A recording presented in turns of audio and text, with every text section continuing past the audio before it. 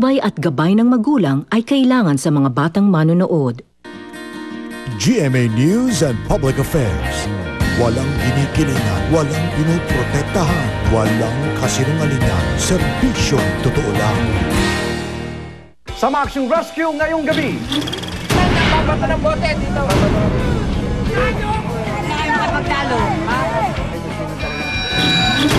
Away lasing sa Addition Hills sa Mandaluyong, nauwi sa Rambol. Dito, nagpapata ng bote dito. Pagdating po namin sa area, nakita po namin na naglilibanan pa rin, nagbabatuhan pa rin.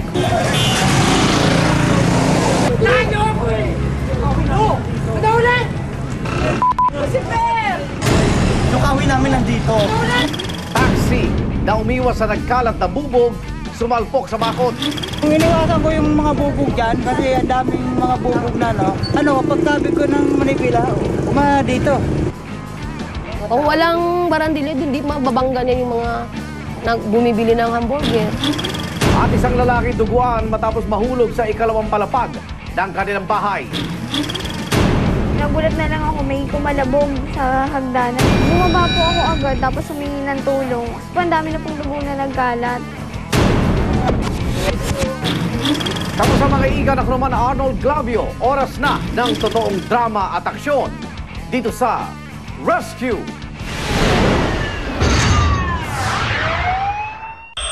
Away lasing nauwi sa rayon at batuan ng bote. Ang mga tanod ng Barangay Addition Hills agad umawat bago pa may masaktan na residente. Nagpapata ng bote dito.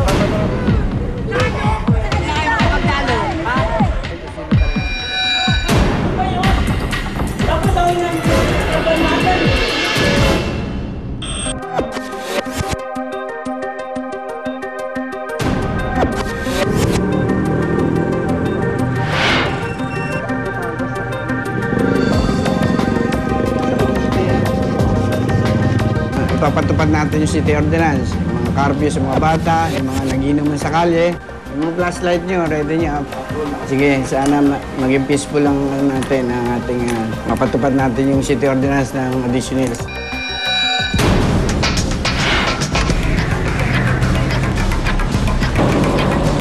Brother, baka pwede. Sa loob na lang tayo. Sige na, baka pwede. Ano oras na? Alas 12 na.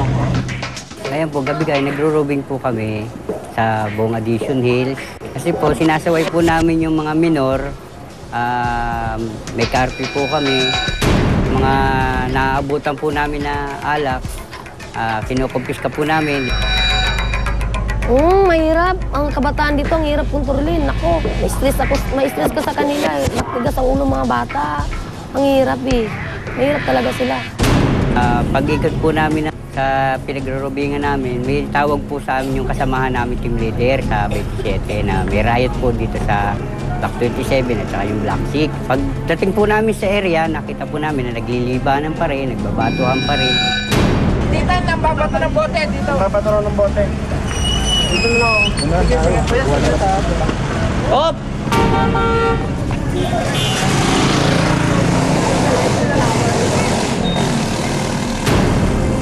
Yan, nagkalat ang lahat ng mga bote. Yung pinag-inuman nilang bote, na binato nila yun nung nagkalat sa kabilang highway. Ganon din sa kabilang side. Kasi nagpapalitan na sila eh. Ang niraradyo kagad ko yun dito sa base 1. Kasi dito po yung base 1 namin. Nandito po yung mga responde. Yan, responde naman sila kagad. Ganon mga kasama namin, responde kagad pag mayroong ganyang pangyayari. Sinalas ko muna. Oo, sumakay ka na. Bibigay ka na sa'yo. Huwag ka na makipagpalag. Sige, sumakay ka na lang. Hindi na kayo makipagtalo. Ha? Yung kawin namin nandito.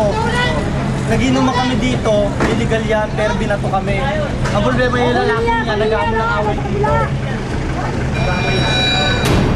May dalawang binatilyo na lumabas dun from 27, binato yung kabila. So, siyempre, binato sila, nag-resback din sila, nagbatuhan. Tapos tumakbo na yung nagbato, yung sa kabila.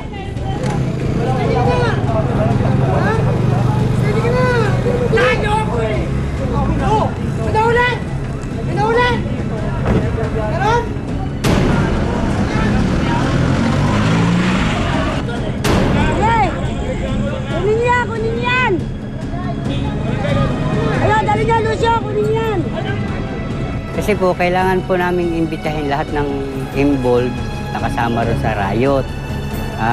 Nakuha po namin yung tatlo. Tatlo po yung inimbitahan namin kasi yung iba, nagtakbuhan na, wala na. Yan ang karaniwang problema dyan sa may amin banda eh. Mga kabataan nag-riot. Dyan kasi yung mga kabataan na yan, yun yung mga hindi masyado na alagaan ng mga magulang. Parang wala silang yung mga na disiplina. Siguro yung mga magulang nila matulog na or kung ano pang ginagawa, kaya nasa labas sila.